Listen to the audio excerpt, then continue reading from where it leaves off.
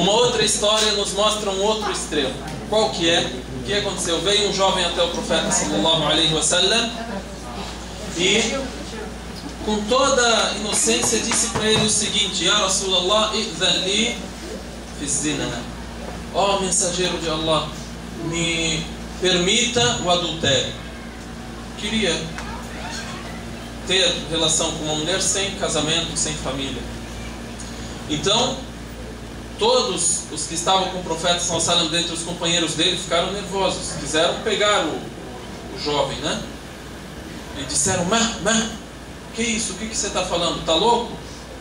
Aí o profeta sallallahu alaihi wasallam disse para ele: Udnu, vem, se aproxima. E proibiu que eles fizessem algo com ele. Calma. É melhor do que o outro que não vem nem pedir permissão, né? Ele veio, então eu vou aconselhar ele, né? Então o que o profeta sallallahu alaihi wasallam fez com ele? Tratou ele também. Disse para ele: Atuhibbuhu li ummik? Você gostaria que o fizessem com a sua mãe? Ou seja, que alguém tivesse relação com ela e a deixasse assim? O adultério com a sua mãe, você permite? Aí ele disse: La fidaka abi wa ummi. Não, jamais. Aí o profeta sallallahu alaihi wasallam, toda vez que ele perguntava, respondia para ele: Kadhalika an-nasu la yuhibbunahu li ummahatihim. Assim também são as pessoas, não gostam para as suas mães. Aí perguntava: você gosta para sua filha? Dizia: não. Aí, assim também são as pessoas, não gostam para as filhas. Ah, a sua mãe, a sua filha, a sua irmã, a sua tia. Não. Assim também são as pessoas, detestam isso, né? Não é igual hoje que tem algumas pessoas têm vamos dizer, a natureza distorcida e de tanto que estão perdidos e afogados na perdição, acabam dizendo: não, cada um, cada um por si, né? É a minha irmã, não tem problema, ou é a minha mãe, não tem problema, o importante é não fazer comigo. Tá. Então agora o que o profeta sallallahu alaihi wasallam fez? Colocou a mão nele e fez uma prece para ele: Allahumma ighfir dhanbah wa tahhir qalbah wa hassin farjah. Disse então: Allahumma ighfir dhanbah. E Allah, perdoe o erro dele. Wa tahhir qalbah, e purifique o coração dele. E também guarde o sexo dele. Wa hassin farjah. 3 coisas ele pediu a Allah subhanahu wa ta'ala. O Nabi sallallahu alaihi wasallam fez 3 preces para ele. E aí é dito, o rapaz mesmo disse: eu saí dali e a coisa que eu mais detestava era aquilo que eu amava, que era o adultério.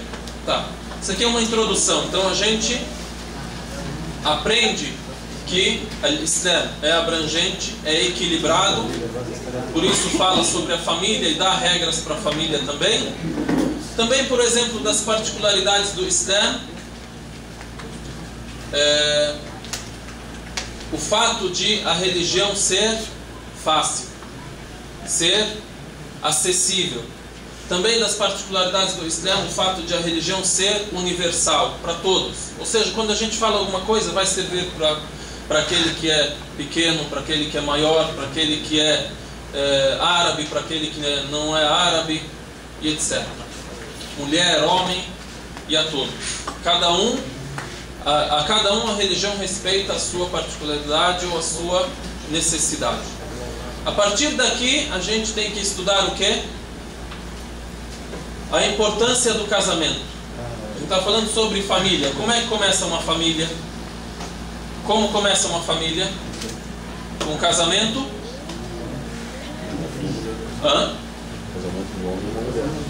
Casamento mais específico, então, o casamento de um homem e uma mulher, certo? É importante isso.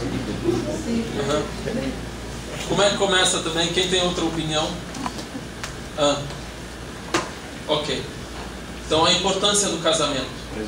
O casamento é algo obrigatório, é algo aconselhável, é algo proibido, é algo detestável, é permitido, quem quiser casa, quem não quiser não casa. O que vocês acham?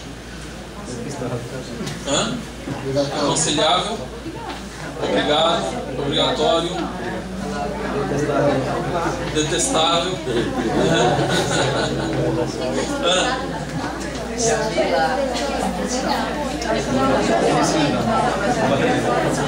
Acha que não é obrigatório?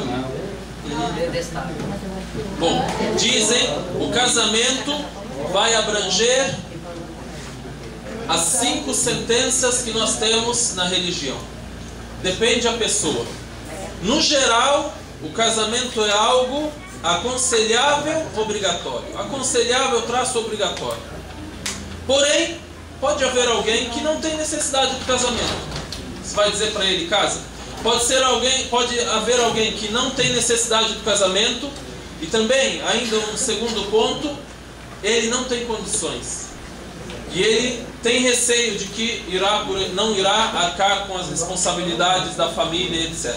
Mas no geral é aconselhável, obrigatório. Ok? Por exemplo, olha para o indivíduo. Ele vive no Brasil. Vocês sabem a situação do Brasil. Aqui todo mundo é brasileiro e vive no Brasil.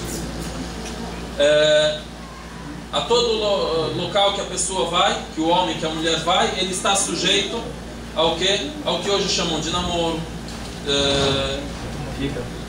união entre sexos, adultério e etc. Eu ia falar guerra entre sexos, mas não é guerra, é o contrário, né? Então o que acontece? Para essa pessoa, se ele tiver as condições para casar, para ele é obrigatório.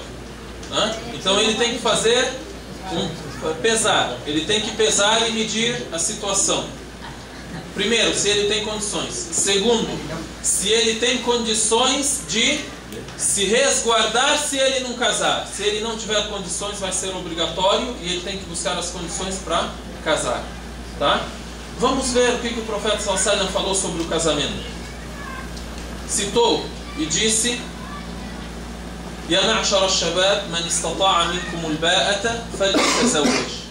Disse: ó jovens, aquele dentre vós que puder casar, que tiver condições de casar, e isso vai as condições tanto financeiras como as condições físicas, etc.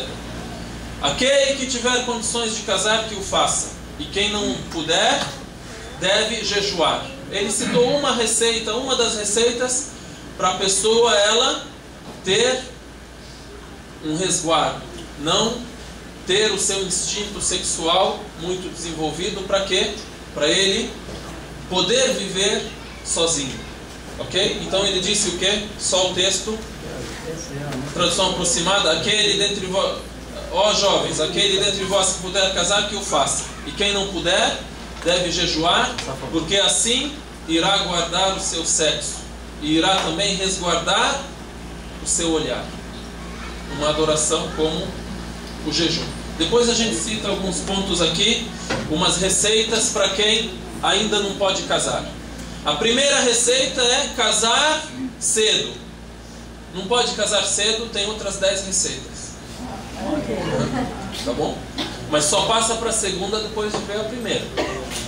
Não é para já ir pular a primeira.